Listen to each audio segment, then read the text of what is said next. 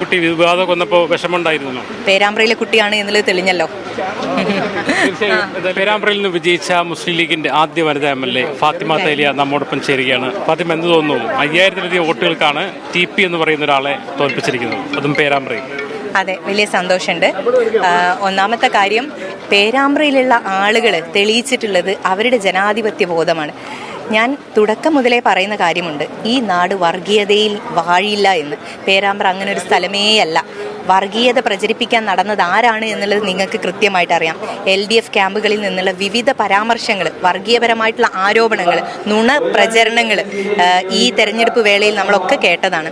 അതൊക്കെ തള്ളിക്കളയുന്ന വിധിയാണ് പേരാമ്പ്രയിൽ നിന്നുണ്ടായിട്ടുള്ളത്. ഈ ആദ്യത്തെ വനിതാ MLA എന്ന നിലയിൽ പാർട്ടിയിലുള്ള അല്ലെങ്കിൽ പാർട്ടിയിലേക്ക് വരുന്ന വനിതകളോട് എന്താ പറയാനുള്ളത്? അവർക്കൊരു പ്രചോദനമായി മാറില്ല? 100% അവർക്കൊക്കെ പ്രചോദനമാവട്ടെ എന്നുള്ളതാണ് ഞാൻ ആഗ്രഹിക്കുന്നത്. എൻ്റെ പാർട്ടിയും ആഗ്രഹിക്കുന്നത് അങ്ങനെ തന്നെയാണ് എന്ന് ഞാൻ വിശ്വസിക്കുന്നു.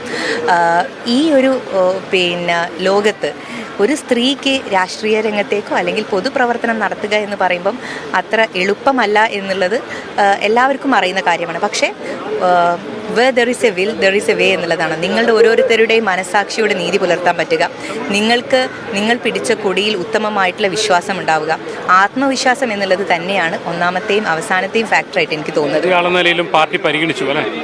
അതെ, തീർച്ചയായിട്ടും. എന്നെപ്പോലെ ഒരു എളിയ പ്രവർത്തകയെ, യൂത്ത് ലീഗിൻ്റെ ഭാരവാഹിത്വം ഉള്ള ഒരു പ്രവർത്തകയെ പാർട്ടി പരിഗണിച്ചു.